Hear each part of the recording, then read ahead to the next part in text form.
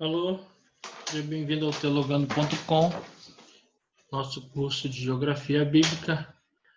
E me chamo Richard e estaremos falando sobre um pouco desse país que tanto amamos nas Escrituras Sagradas, a geografia da terra de Israel.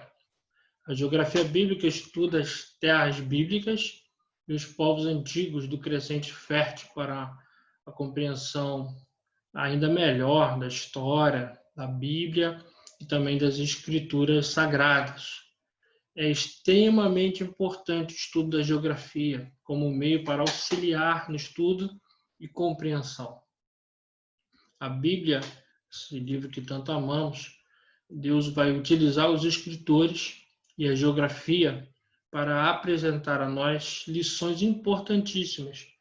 Quando estudamos a geografia, as escrituras se tornam mais claras e suas lições de melhor compreensão. Essa terra amada fica no centro do mundo. Você pode observar aqui está Jerusalém, à sua esquerda a Europa, à direita a Ásia, embaixo a África. É importante dizer que as três maiores religiões do mundo, o Islã, o judaísmo e o cristianismo, têm esse local como um ponto de referência, um local sagrado. Alguns acreditam que, inclusive, aqui é a origem do universo. Jacó, quando vê os céus abertos e os anjos descendo e subindo na escada, alguns estudiosos da linha judaica também acreditam que ali é o centro do universo. Posteriormente, a Ilha de Araúna é o mesmo lugar que Salomão vai construir o templo, e hoje temos ali, então, o centro religioso dos judeus, dos cristãos e dos islâmicos. É uma ponte entre dois continentes, Europa e a África. Exatamente isso que é tão fascinante nessa história que estamos começando a desenvolver. Aqui temos uma vista panorâmica de Jerusalém. Aqui está o Domo da Rocha. Esse local não é uma igreja, não é um templo, não é uma sinagoga, não é uma mesquita. Isso aqui é um local sagrado. Essa cúpula dourada é de ouro, um presente do rei jordaniano. E o Domo da Rocha fica na esplanada das mesquitas, no centro de Jerusalém, coração. Local, então, muito importante para as três maiores religiões do mundo. E bem nesse local também temos um pouco à direita o Muro das Lamentações, que estaremos conversando um pouco mais no decorrer das nossas aulas. Esse é um mapa de Israel, que vai mostrar, então, como Israel está posicionado à esquerda do Mar Mediterrâneo. Abaixo a gente tem o Egito, o Estreito de Ágapa aqui embaixo, onde o povo de Israel passou e vem subindo pelo que hoje é a Jordânia para entrar em Jericó.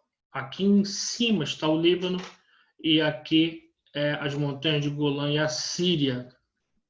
Esses países, tirando a Jordânia, que reconhece Israel e tem fronteira, nenhum deles tem fronteira com Israel. Todos os países islâmicos e vivem, então, com armistício, um cessar-guerra.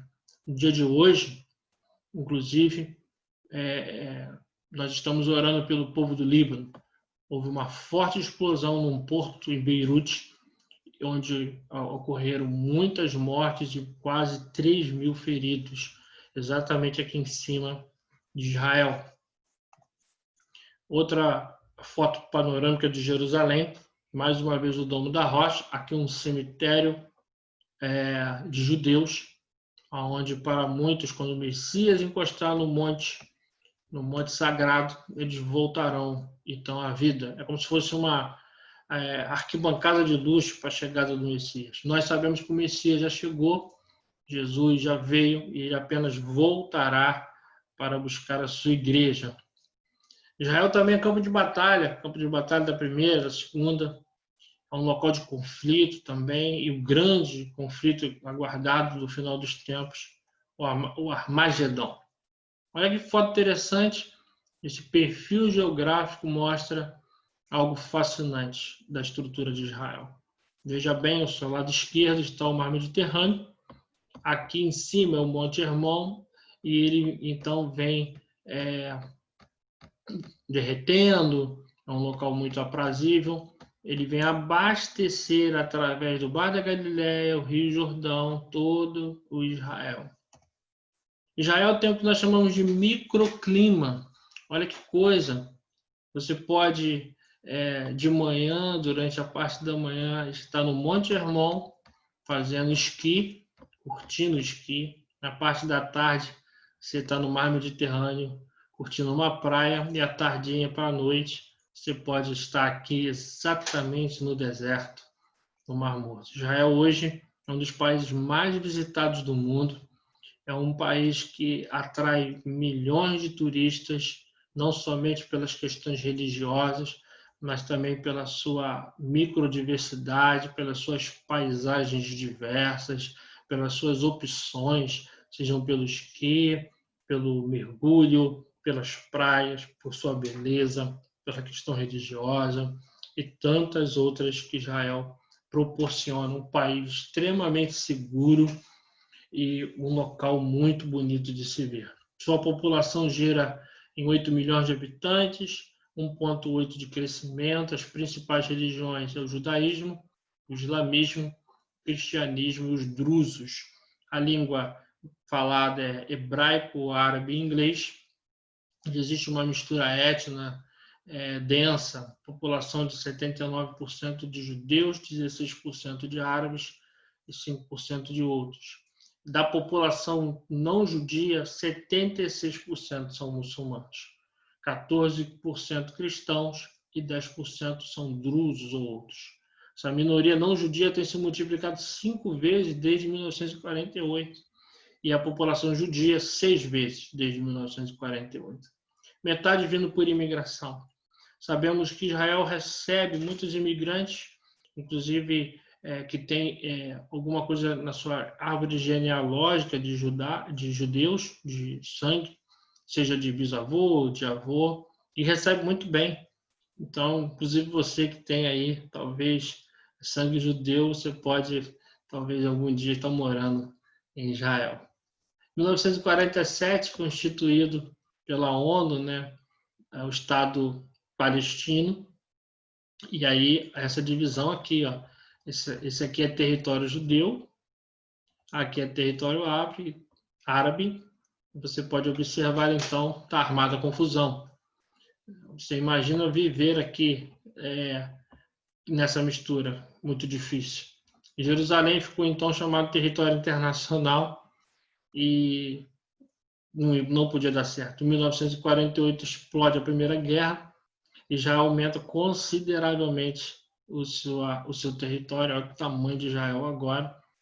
Você tem aqui território ocupado por egípcio, aqui em cima ainda tem a Síria. E em 1967 estoura mais uma guerra e mais uma vez o povo de Israel amplia um pouco mais o seu território e afirma que em breve vai devolver a montanha de Golã, que é da Síria, que causava grandes problemas para Israel.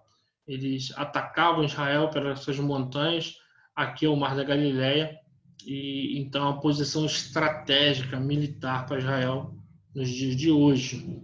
Esse é o relevo da Palestina. Eu queria conversar sobre o Salmo 133, salmo conhecido, salmo pequeno, que dá então para nós um pouco do que a geografia pode nos ajudar na interpretação. O salmo, de forma literal, diz assim: cântico a caminho pertence a Davi.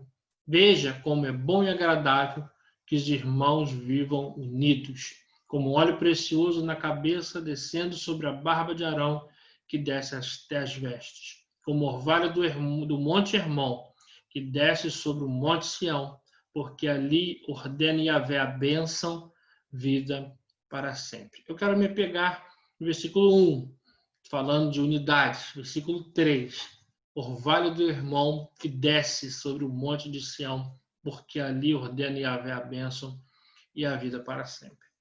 O salmista vai utilizar-se da geografia de Israel para nos apresentar uma lição.